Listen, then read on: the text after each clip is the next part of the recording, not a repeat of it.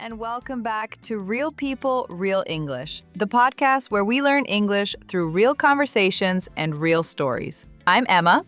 And I'm Henry. Welcome back, friends. If you are new here, this is the place where we learn English through real stories and real conversations. And today, Henry, we have a very fun topic. I am already laughing just thinking about it. Oh no, why are you laughing, Emma? Should I be worried? Maybe a little bit. Today, we are going to talk about embarrassing food moments. Embarrassing? What does embarrassing mean again for our listeners? Embarrassing is when something happens and your face turns red. You feel shy. You want to disappear. You want the ground to open and swallow you. Oh, I know that feeling very well. Too well, actually. I know you do, Henry, because today you are going to share a very funny story about ordering food in a restaurant. Do I have to? You have to. But don't worry, I have my own embarrassing story too. We are in this together. Okay. But first, I have to tell our listeners something. I have a little secret. At the end of this episode, I am going to teach you the one sentence that will save you in any restaurant in the world. Ooh, that sounds very useful. I want to hear that too. You will, but everyone has to stay until the end. Deal. So, Henry, tell us, what happened at the restaurant? Okay, so a few years ago I was traveling. I went to a very nice restaurant. It was a little bit fancy. You know, white tablecloths, candles on the table, quiet music. Oh, fancy. That means elegant and expensive. Yes, and I was alone, so I was already a little bit nervous. I understand. Eating alone in a fancy restaurant can feel strange. It can. So the waiter came to my table. He was very polite. He gave me the menu. And the menu was a disaster. A disaster? Why? Because I couldn't understand half of the words. The food had very long, complicated names. I was looking at the menu like it was a math exam. Oh no, I know that feeling. Sometimes menus use very fancy words for very simple food. Exactly. So I saw one word that I thought I understood. I thought it said chicken. I love chicken. So I pointed at it and I said to the waiter very confidently, "I would like the chicken, please." Okay, that sounds normal. What went wrong? The waiter looked at me with a strange face. He said, "Sir, that is the kitchen. You are pointing at the door to the kitchen." No! Yes, I was not pointing at the menu. I was pointing at the sign on the wall that said kitchen. Henry, chicken and kitchen. They look very similar. They do. Chicken is chicken. Kitchen is kitchen. My brain saw kitchen and thought chicken. Oh, that is so funny. And I can see why your face turned red. It was bright red, Emma, like a tomato. The couple at the next table heard everything. They were trying not to laugh, but I could see their shoulders shaking. Their shoulders were shaking. That means they were laughing quietly. They were holding it inside. Yes, and the waiter, bless him, he was very kind. He smiled and said, "Don't worry, sir. The chicken is number 7 on the menu.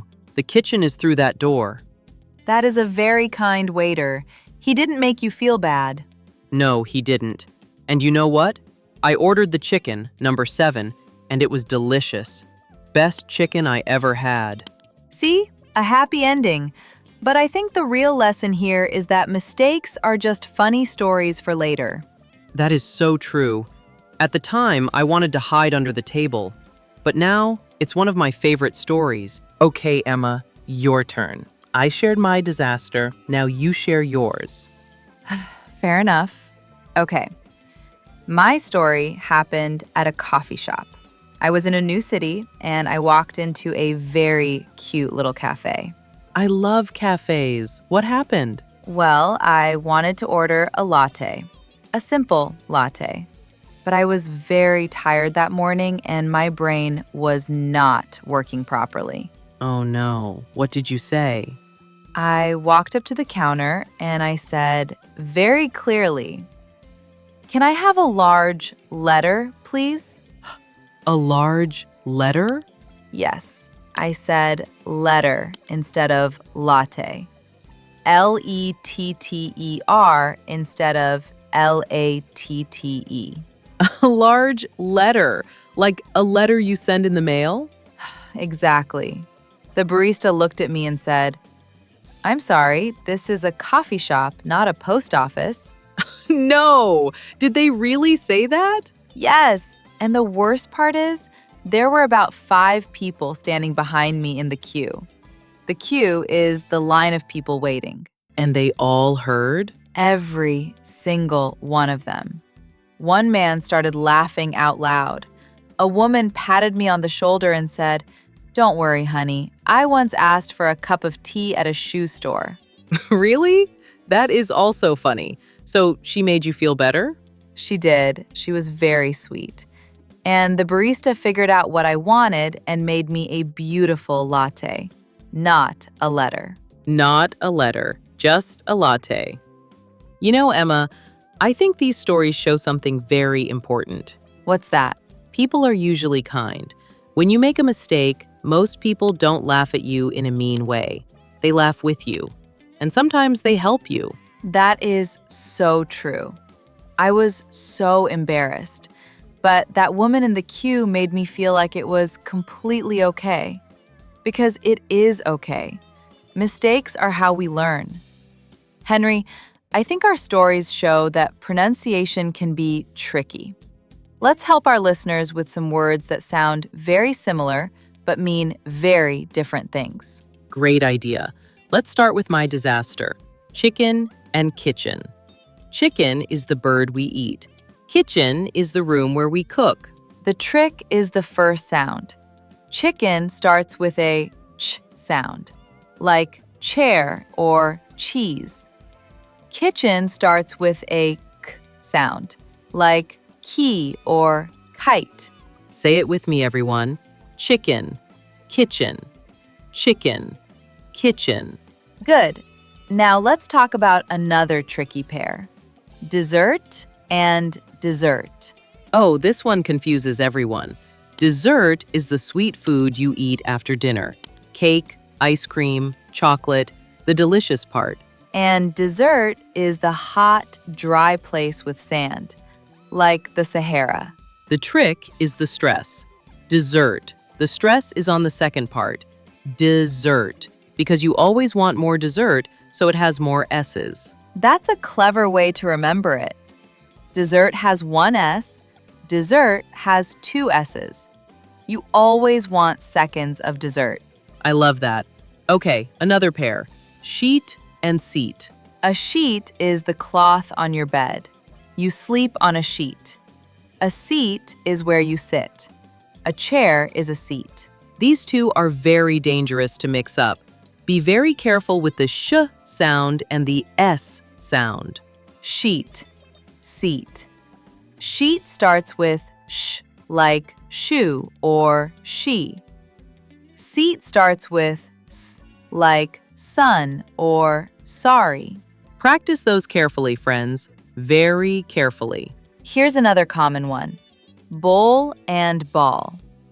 A bowl is what you eat soup from. A ball is round and you play sports with it. I once told a waiter, "Can I have a ball of soup?" He looked at me like I was crazy. A ball of soup? Henry, you have so many restaurant stories. Restaurants are dangerous places for me, Emma. And one more. Check and check. In American English, when you finish eating at a restaurant, you ask for the check. That's the bill, the paper that shows how much you need to pay. In British English, they might say, "Bill. Can I have the bill, please?"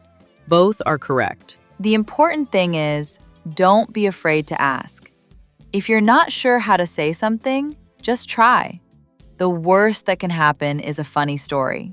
Like my chicken story. Exactly like your chicken story. Okay, let's help our listeners feel more confident in restaurants. Henry, let's practice some real phrases people need. Yes. First, when you arrive, you can say, "A table for 2, please." Or, if you are alone like me, A table for one, please. When the waiter comes, you can say, "Could I see the menu, please?" This is very polite. Using could is more polite than can. When you are ready to order, you can say, I would like the, and then the name of the food. Or simply, I'll have the. That sounds very natural. If you don't understand something on the menu, this is very important. You can ask, "Excuse me, what is this?" and point at the item. Or, "Could you explain this dish, please?" Nobody will judge you for asking. I wish I had asked instead of pointing at the kitchen door.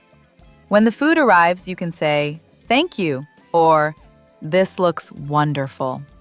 And if something is wrong with your order, you can say politely, I'm sorry, but I ordered the chicken, not the fish.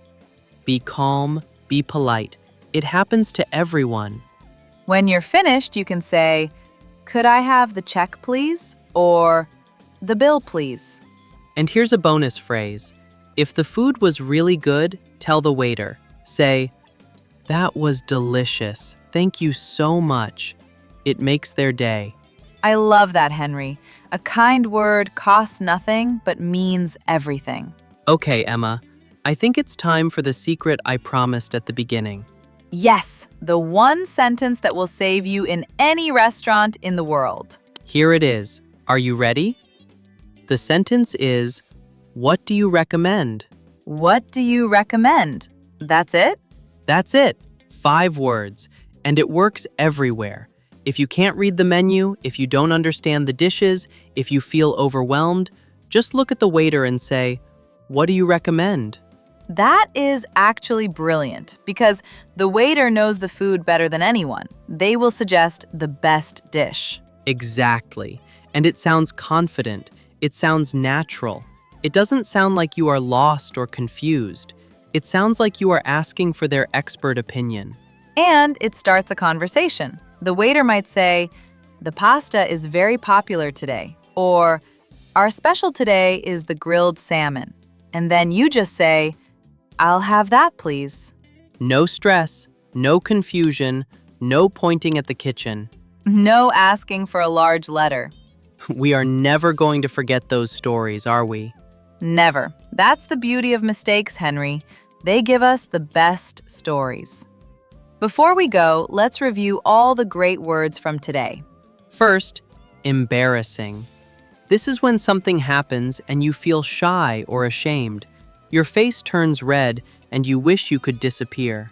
Second, fancy. This means elegant, expensive, high quality.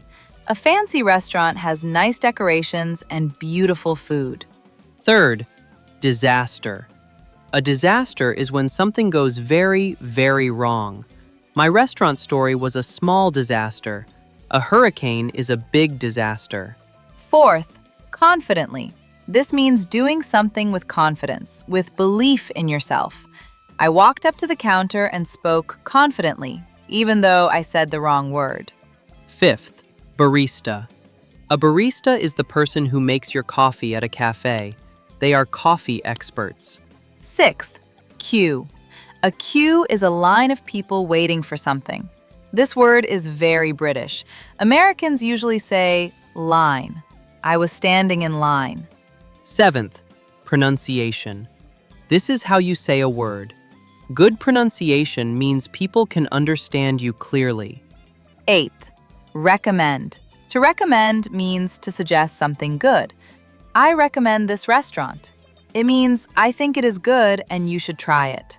And ninth, overwhelmed. This means you have too much to handle, too much information, too many choices. When the menu was too complicated, I felt overwhelmed. Wonderful words, everyone. Try to use at least one of them today. This was such a fun episode, Emma.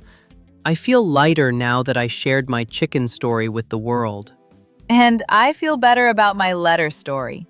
Sharing is healing, Henry. It really is. Now, we have a question for our amazing listeners. If you are still listening right now, please comment the word menu. M-E-N-U. Menu. And we also want to hear your story. Have you ever ordered food and something funny happened? Did you say the wrong word?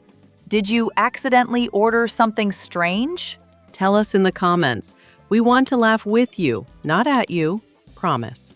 We read every single comment and they make our day. Before we go, please subscribe to Real People, Real English. Hit that button so you're part of our family. Give this video a big thumbs up if it made you smile today. And share it with a friend who has their own embarrassing food story. We all have one. We really do. Thank you for spending time with us today. Your English is getting better and better. We can feel it. Yes, keep practicing, keep trying, and keep ordering food in English, even if you accidentally point at the kitchen. Until next time, I'm Emma. And I'm Henry. See you in the next episode of Real People, Real English. Bye, everyone. Bye-bye.